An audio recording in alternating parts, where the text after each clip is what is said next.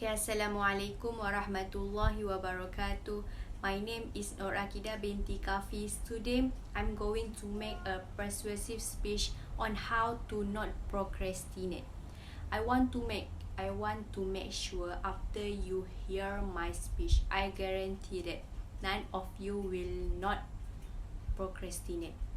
Why I choose this topic? Because I'm one of the students who always procrastinate. So maybe from this speech, I want to persuade me and all other people to not procrastinate in their work.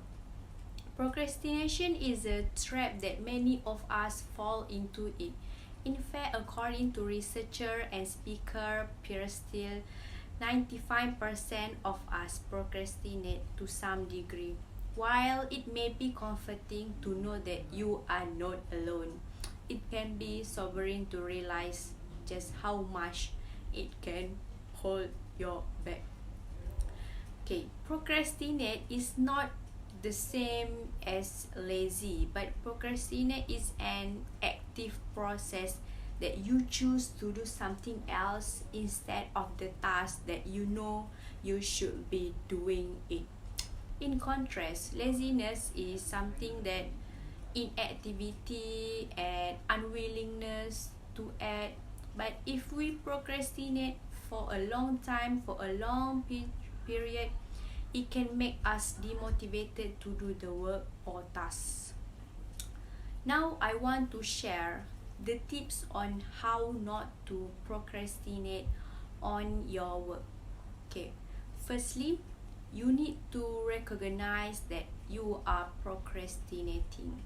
You might be putting off a task because you have had to reprioritize your workload. If you are briefly delaying an important task for an genuinely good reason that you are not necessarily procrastinating.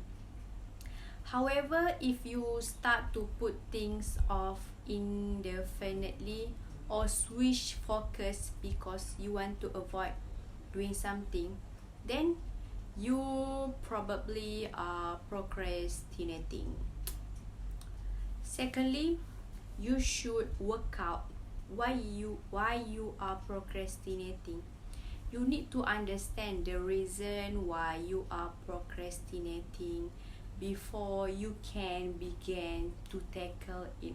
For instance, are you avoiding a particular task because you find it boring or unpleasant or hard to do it? If so, you must take steps to get it out of the way quickly so that you can focus on the aspect of your job and you find more enjoyable maybe.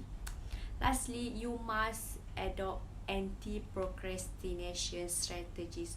One of the strategies is you need to forgive yourself for procrastinating in the past. You can promise yourself a reward, or you need to minimize distraction, and many more strategies that you can follow. Okay, next, I want to share the reason and benefits why you should not procrastinate. Firstly, you will achieve more of your goals. When you aspire to achieve great goals, procrastination will stand in your way.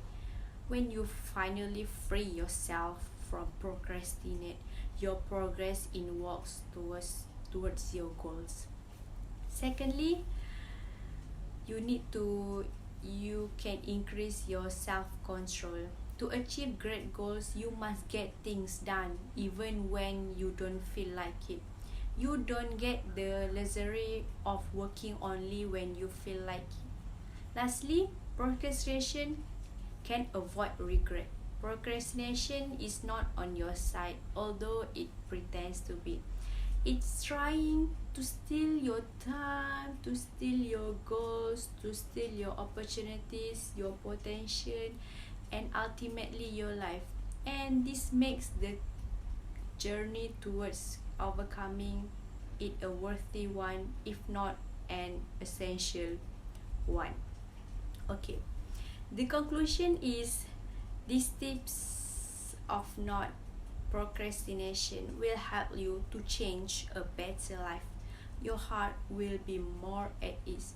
It worth if you follow the tips that I already give. I guarantee if you try these tips, your life will be more productive, more energetic, and happier. Okay, that's all from me.